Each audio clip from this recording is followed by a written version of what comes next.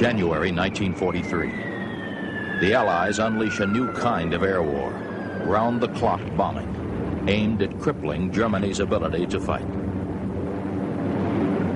It is the RAF by night, raining wholesale destruction on German cities.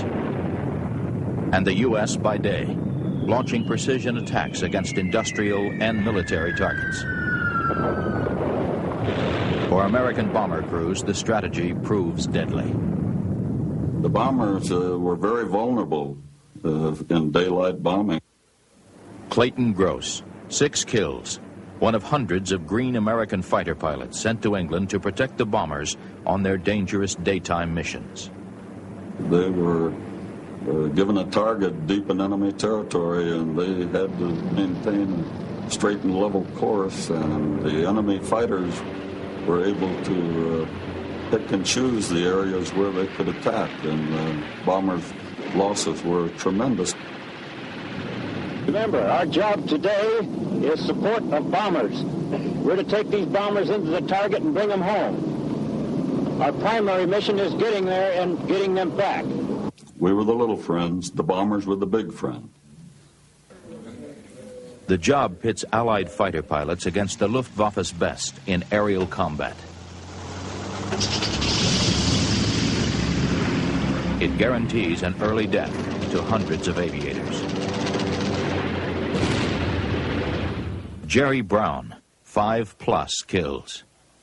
The first time we saw enemy fighters and more flak was about the end of October, and we lost 3 or 4 in our group from being bounced by enemy 109. That taught us a good lesson as to what we were going to be up against, because there was only about a half a dozen of them, and they tied up a whole group of fighters. Well, I think generally everybody in the group was like me, scared to death, of course, to start with. Bud Mahurin arrives in England with the 56th Fighter Group to fly the massive P-47 Thunderbolt. The pilots affectionately call their fighter the Jug. Others call it the 7-ton milk bottle. When we first landed our P-47s at a Royal Air Force base, the RAF pilots came out and said, "You guys better go home with those trucks, you'll never survive." And so it was kind of a terrifying experience. The critical need for fighter escorts is driven home during one of the first daylight raids deep inside Germany. On October the 14th, 1943, a day 8th Bomber Command will remember as Black Thursday. More than 300 American heavy bombers set a course for the critical ball bearing works at Schweinfurt. Allied fighters, unable to match the long range of the bombers, are forced to turn back before reaching the target. For most of the 900-mile round trip, the bombers are on their own.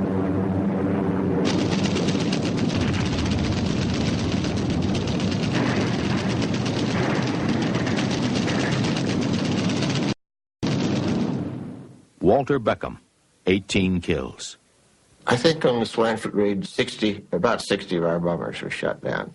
10 people in each bomber, so lo and behold, there's 600 people. Almost nobody ever got back to England.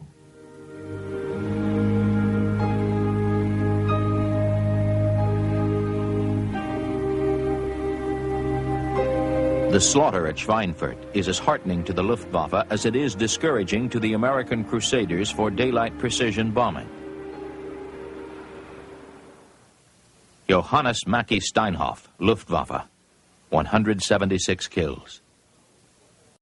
The Americans stopped bombing for 3 weeks. The American Congress debated on whether or not to stop daylight bombing. The Americans had lost 800 personnel. Our belief was we could stop the bombing and bring an end to the pulverization of German cities.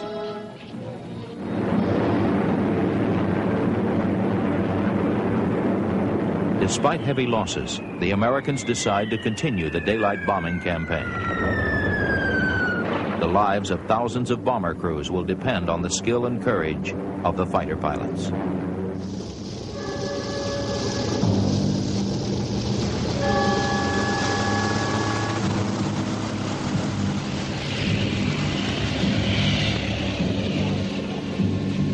when you see them come home shot up, people that you know are injured and whatnot, then the camaraderie comes in. Then you realize that you're really protecting lives and you've got a mission to do, and the best thing to do is to do it the best you can. I was just lucky that they put me into fighters. I would have been frightened to death of flying bombers. My principal job in World War II was to escort four-engine bombers, B-17s mainly, and Liberators, B-24s. And those poor guys, when they're attacked, about all they can do is pray. When we saw them coming back, it was quite heart-rending. Douglas Benham, Royal Air Force, 11+ kills. These flying fortresses were showing signs of very heavy damage, not being able to keep up with their formation, straggling back and losing height. We would perhaps send 2 Spitfires to look after each straggler, while the rest of us would stay with the main force. Occasionally, bomber crews get the chance to thank their escorts in person. Just last week, one of my boys, speaking of all the Spitfires, came up to me and he said, "Colonel, there's only one thing wrong with the Spitfires." Well, what's that?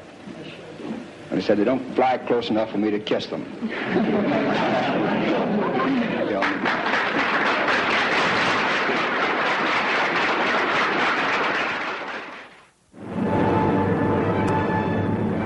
Drawing on the bitter lessons of Schweinfurt, Allied leaders devise new strategies to protect the bombers. One is the shuttle, with a relief squadron picking up where an earlier one leaves off. So the big friends have different sets of little friends during the round trip. The other is drop tanks, holding additional fuel that allows P-47 Thunderbolts to reach farther into Germany. And when we start hitting the targets in Germany, that really hurts. Thunderbolt pilot Francis Gabby Gabreski, 28+ kills. The P-47 was a good airplane. It was built to give escort. We had a tremendous advantage. The bombers had a tremendous disadvantage, but our advantage turned out to the bombers' advantage because we could shoot down the German airplanes as they were going in to attack the bombers. And we were about the only long-range fighter group that could take the bombers into the targets that they were attacking at that time. There were about 4 or 5 P-47 fighter groups escorting the bombers, both B-17 and B-24s, and they would take them to the limit of their range, and then we would pick the bombers up after them, escort them to the target, and then bring them back, and then P-47s would then pick them up and bring them home. Another hot rod, Colonel Francis Gabreski from Pennsylvania, joined the fight. In the same outfit was Indiana's Major Walker McEwen. With greater numbers and increased range, Americans by the dozens become aces during a period of relentless man-to-man combat. Split-second reflexes determine life or death. This is Gabby Gabreski's gun camera film, the day he shoots down 2 Messerschmitts at very close range, barely avoiding collision. Oil and debris from one of the Messerschmitts splatters his plane.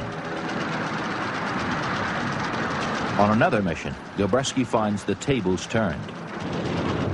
And I was deep in Germany and saw a 109 go underneath me, and my fuel was running a little bit low. I had to get home. I looked at the 109. I let him go. But he didn't let me go, and he started after me. And just at that moment, I heard an explosion in my car.